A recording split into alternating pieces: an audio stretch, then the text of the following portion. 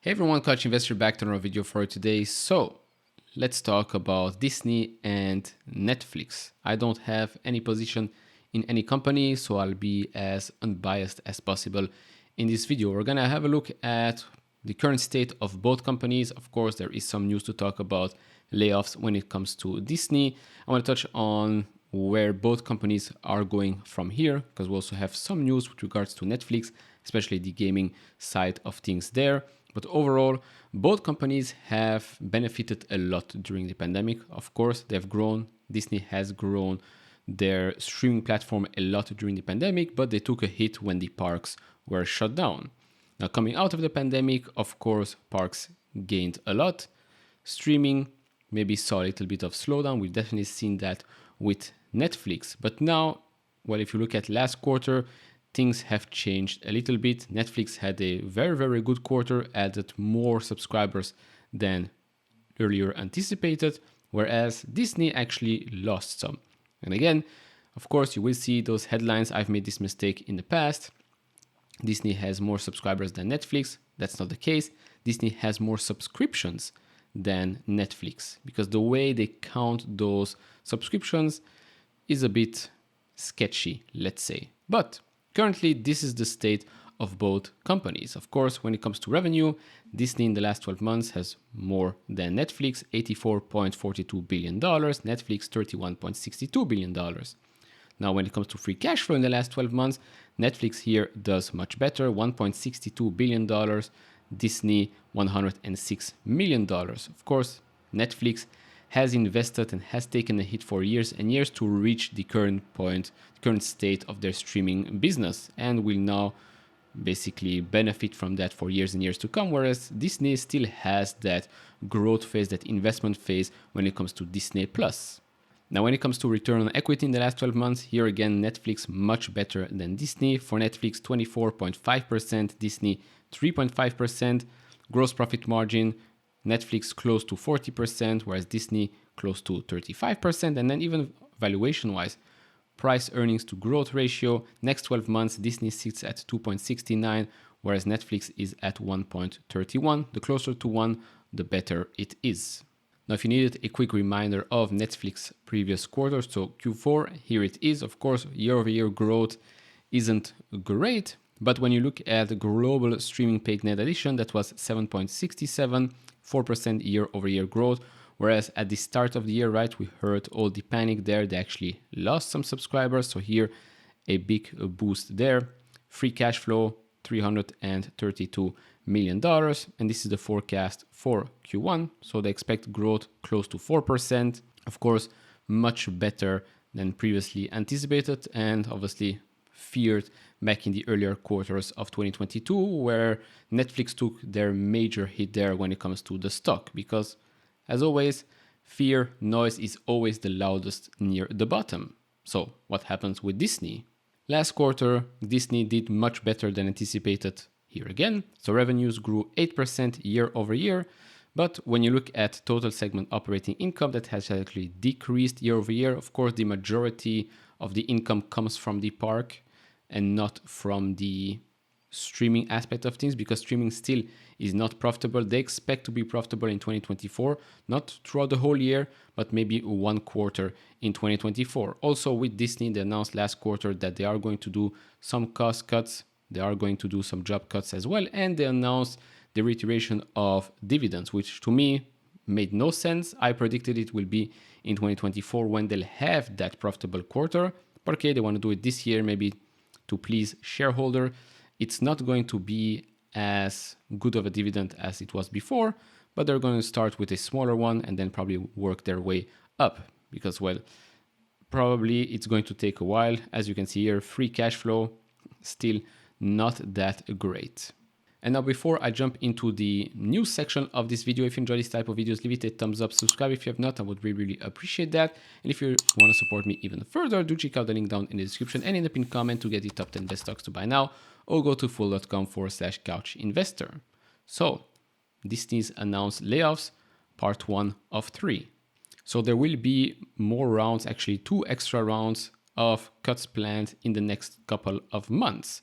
So the first cuts here are going to impact Disney Entertainment, ESPN, and parks, experiences, and products. They say here the cuts are necessary for creating a more effective, coordinated, and streamlined approach to our business. Iger wrote this in a letter to their employees. And again, this is the same team all over again.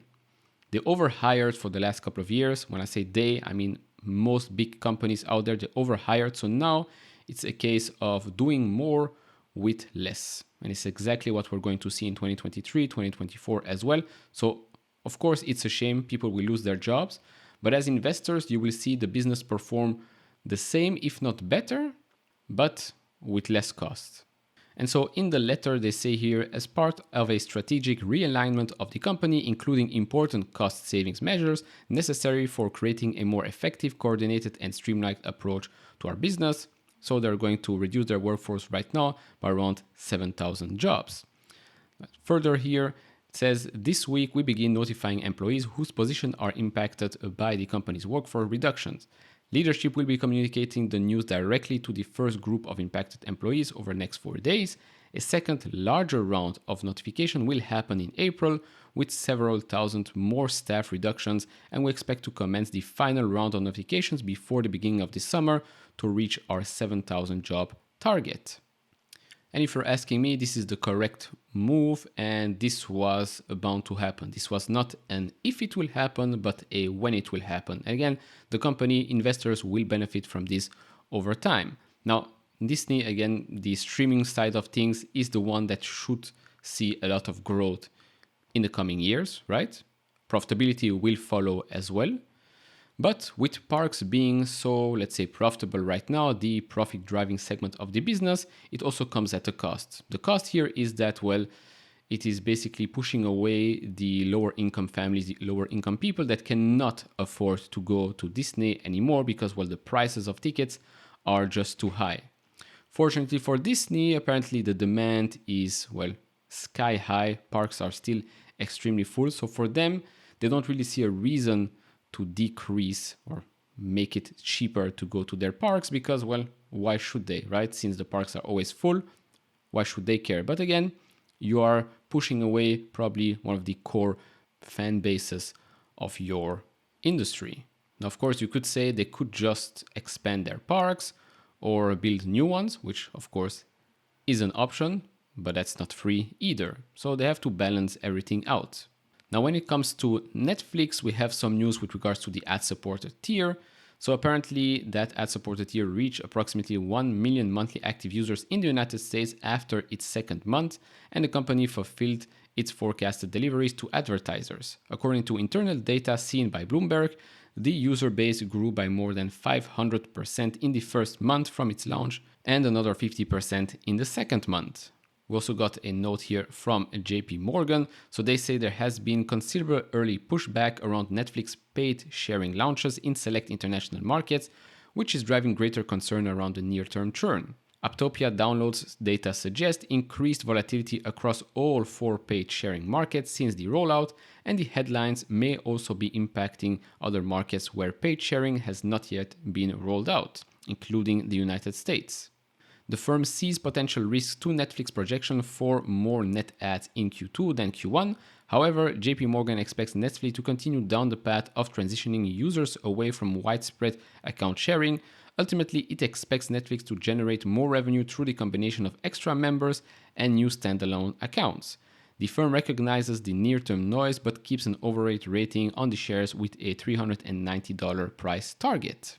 And then lastly here, when it comes to games. So Netflix expects to launch 40 new games this year with 70 games under development with partners and 16 games being developed in-house. The streaming service, which unveiled games in November 2022 and has released 55 titles, is committed to building out its game portfolio and will be adding Us2's Monument Value franchise to the platform in 2024. Now, continuing on the gaming aspect, an article came out here that says Netflix is underway on cloud gaming work, aims to bring games to any Netflix device you have. So apparently here it says we are primarily focused on mobile today. We are still very early in our journey and learning what kind of games our members are looking to play. There's a typo here. We did announce towards the end of last year that we are working on our own cloud streaming technology, so that is underway. Again, we are very early in that side of our journey, but we are committed to making sure that games can be played wherever you have Netflix. We do believe that cloud gaming will enable us to provide that easy access to games on any screen. Our overall vision is that our members can play games on any Netflix device they have. We've talked about cloud gaming before when talking about Microsoft and Nvidia. The market is growing very, very fast. And of course, Netflix, with the reach that they have, it wouldn't surprise me if they become very, very successful in that field. Again, for you, the Netflix subscribers, right now, those games free to play. So in the future, obviously with the IP that they have, they can do much more than that. And my prediction here is going to do some things with regards to VR as well. I don't know when, but I think it will happen. Now, last couple of things with regards to content. Netflix, of course, has a lot of content on its platform. Disney, same as well, but Disney has a history of great animated movies, great movies from your childhood. So people, yes, can go on that platform and watch older things. The newer ones, Marvel, Star Wars, maybe people are getting a little bit tired of that. For example, Ant-Man and the Wasp, Quantumania, right now grossing just under $500 million, which for a Marvel movie isn't great at all. Those are numbers that were seen during the pandemic when obviously theaters went open, so the launch was mainly on the streaming platform. So again, this movie not performing very, very well. Of course, they still have lots of blockbusters coming out in this year and next year. This year, for example, still another Guardians of the Galaxy. We'll also have Indiana Jones, for example. Those two movies will probably be very, very big ones. Now, for Netflix, for example, they are launching new series, new movies as well. There is a movie that will be directed by the Russo brothers. I believe it's called The Electric Man or something like that. Sorry, The Electric State. And then recently they released a TV show called The Night Agent. Very, very well received as well. The Gray Man was also a pretty good one. And so Netflix is creating those types of franchises from the ground. Probably one of the big difference right now with regards to Netflix and Disney. Disney is still, well, building on past successes. For example, remaking animated movies into real ones, which aren't very well received because of, well, I'm not going to go into that, but political stuff. I'm not going to go into that. Just watch the trailer of The Little Mermaid and look at the likes and dislikes of that on YouTube. So overall, that's Netflix and Disney for you right now. Netflix, who would have imagined, is right now in a very, very good position, much better than Disney. But Disney being Disney, if they can turn that ship around, of course, it will be very, very lucrative deals right now, under $100 for investors, for long-term investors, but it won't be that easy. Just because they are returning the dividend later this year doesn't mean that you have to jump on this stock right now, because there's still some work to do, especially when it comes to the profitability of this streaming service. So if it was me, I think I would go Netflix. Still a very, very big fan of Disney, but right now I think I choose Netflix. So that will be it for this video. Of course, do share your thoughts down in the comments below. If you enjoy this type of videos, leave it a thumbs up, subscribe if you have not, and I'll see you all in the next one. Bye bye.